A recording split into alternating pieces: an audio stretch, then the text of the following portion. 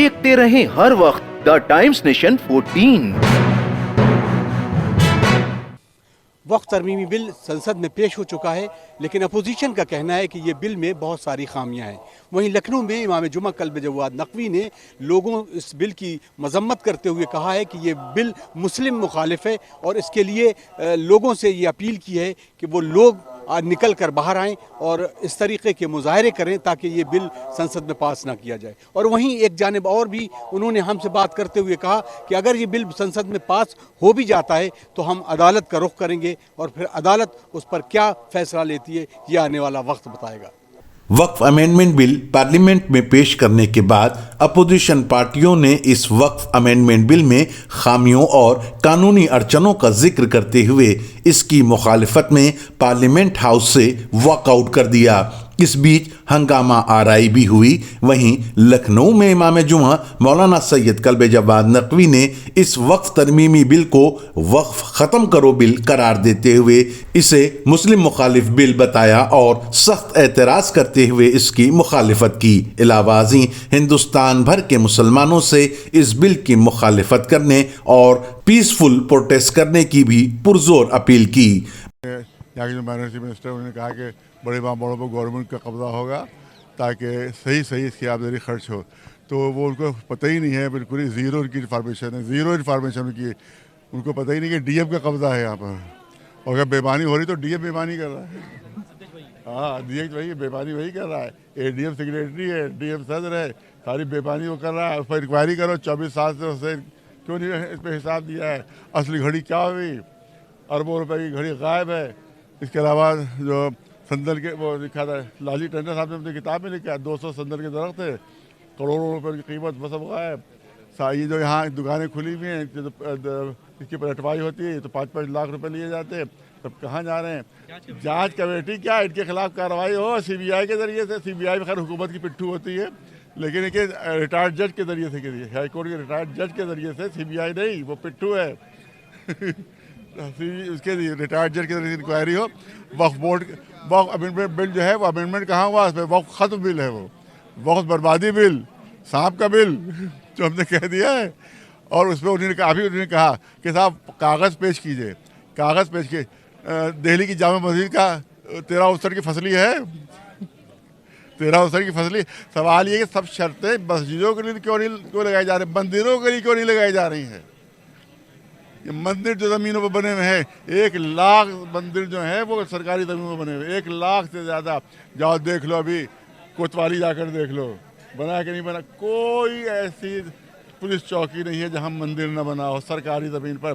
तुम बस दो ही के दुश्मन हो खाली, सारी इलेक्शन जीतने के लिए मुसलमानों को तबाह करो। यहाँ की पॉलिसी इसराइल में बनती है, पॉलिसी इसराइल बनाता है, अमल ये करते हैं।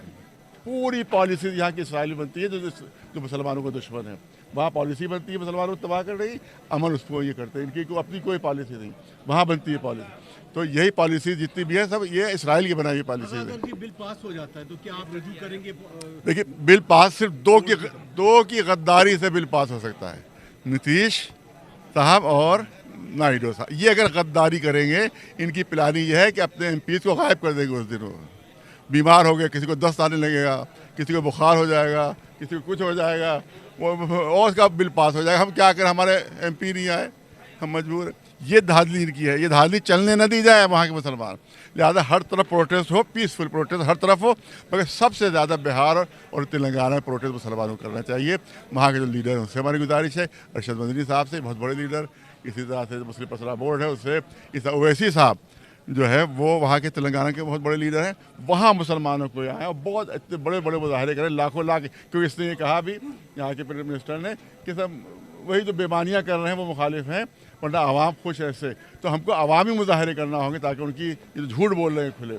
और कहा कि साहब 5-5 लाख में कब्रें बेची जा रही हैं, इसने कहा भी, अल्पसंख्यक मिनिस्टर ने कहा 5-5 लाख। मैं कह रहा हूँ कि सबूत दो, प्रूफ करो। अगर प्रूफ नहीं करते तो तुम इस्तीफा खुद दो या योगी जी को हटाएं, क्योंकि योगी जी के नाम पर ऐसे झूठे मक्कार लोग दाग हैं जो झूठ बोल रहे हैं, झूठे इल्ज़ाम लगा रहे हैं। कि 5 लाख एक भी साबित कर दो, हम तुम्हारे बिल के साथ हो जाएंगे। तो गवर्नमेंट बेईमानी कर रही है, गवर्नमेंट बेईमानी कर रही है, सारी बेईमानी। और वो चाहते हैं कि सब पर कब्जा कर लें, क्योंकि बड़े बड़े होटल दिल्ली में बने हुए हैं, उनके दबाव है कि इसको अपने कब्जे में लीजिए पूरे वक्फ बोर्ड को। अब अंबानी का घर बना हुआ है वक्फ की ज़मीन पर। अरे आप लोग कहते ही नहीं भैया, हमारी बात पहुंचाते नहीं हैं, आप लोग हमारी बात नहीं पहुंचाते, सब काट देते हैं बीच में। अंबानी का घर यतीम खाने की ज़मीन पर बना, अनाथालय की ज़मीन के ऊपर अंबानी का घर बना हुआ है, जो दुनिया का सबसे खूबसूरत घर कहलाता है। अगर देखा जाए तो दुनिया का सबसे बदसूरत घर है वो, जो अनाथालय यतीमों की ज़मीन पर जिसको बनाया गया, उसके ऊपर कोई इंक्वायरी नहीं है। बड़े बड़े जो वक्फ है वो उसके ऊपर कब्जे हैं। इंदिरा भवन, ये शुरुआत कांग्रेस ने की है। इसलिए मैंने पिछली बार कहा था कि ये बीजेपी जो है कांग्रेस की बहुत अच्छी शिशु है, बहुत अच्छी शागिर्द है। उस्ताद कांग्रेस है, शागिर्दी का काम ये कर रहा है, सारी उसकी पॉलिसी को अमल कर रहा है जो मुसलमानों के खिलाफ है। ये वक्फ को बर्बाद के लिए पॉलिसी जो थी कांग्रेस ने बनाई थी, अब उसी पर पूरा अमल किया जा रहा है। 86 महल्ले लखनऊ के नुज़ूल में दर्ज हैं, हिंदुओं के भी और मुसलमानों के भी 86 महल्ले नुज़ूल में दर्ज हैं। ये कौन से महल्ले हैं? जिन लोगों ने अंग्रेज़ों के ख़िलाफ़ बगावत की थी, जिन्होंने अंग्रेज़ों के ख़िलाफ़ लड़ाई लड़ी थी, उसकी सज़ा में नुज़ूल में दर्ज किए गए। बड़े इमाम बाड़े को किला बना दिया था, यहाँ तोपें नस्ब थी, तोपें अब भी तक तस्वीर लगी हुई हैं, इसको नुज़ूल में दर्ज किया गया। तो जो जो अंग्रेज़ों से लड़े हैं, अंग्रेज़ों की उनकी ज़मीन को नुज़ूल में दर्ज किया था, आज उसी से हमारी गवर्नमेंट ने फ़ायदा उठा रही हैं। जो जुल्म अत्याचार अंग्रेज़ कर चुके हैं, वही अत्याचार हम पर ये मौजूदा, चाहे कांग्रेस हो चाहे बीजेपी हो, ये दोनों गवर्नमेंट वही अत्याचार कर रही हैं जो अंग्रेज़ कर चुके हैं। जो कानूनी कदम हैं वो तो ज़रूर उठाने चाहिए, और इससे पहले भी उठाए गए हैं, इंशाल्लाह आइंदा भी उठाए जाएंगे, जिसमें मुस्लिम पर्सनल बोर्ड और दीगर जो मिली और कौमी तंजीमें हैं वो इंशाल्लाह काम करेंगी। लेकिन सबसे बड़ा मसला तो ये है कि जो जीपीसी बनाया गया था, वो जॉइंट पार्लिमानी कमेटी, वो भी तो कानूनी दायरे में थी। उसने कानूनी दायरे में रहते हुए जब कानून पर अमल नहीं किया, जो गैर मुताल्लिक़ अफराद थे उनसे बुला के राय ली गई, जो मुताल्लिक़ अफराद थे उनसे राय अगर ली भी गई तो उसको शामिल नहीं किया गया। तो फिर ये कानून को तो मानने के लिए तैयार नहीं है। ये तो कानून से ऊपर उठ के इस बिल को लाए हैं और पार्लियामेंट में पेश कर दिया गया है, और मनवाने की भी पूरी कोशिश की जाएगी। इससे पहले कितने मामलात ऐसे हैं कि जिसमें कानूनी सेल बनाए गए और कोर्ट से रुजू किया गया, लेकिन उसका नतीजा क्या हुआ? बाबरी मस्जिद पूरी बिल आखिर अदालत के ज़रिए दे दी गई ना, और ये कह दिया गया कि आस्था का मसला है, और फिर ये भी मान लिया गया कि वहाँ कोई मंदिर नहीं था और कोई मंदिर तोड़ के मस्जिद नहीं बनाई गई। तो हमें यह है कि कानूनी सेल होना चाहिए, उसके ज़रिए जाना चाहिए। लेकिन बहरहाल अगर कानून से बालातर हो के उससे ऊपर उठ के कोई कदम उठाया जाएगा तो फिर उसके नताज उसी तरह से आएंगे, मनमानी होगी, गैर जमहूरी तरीक़ा होगा। अतर काज़मी की एक ख़ास report, the times nation, Lucknow.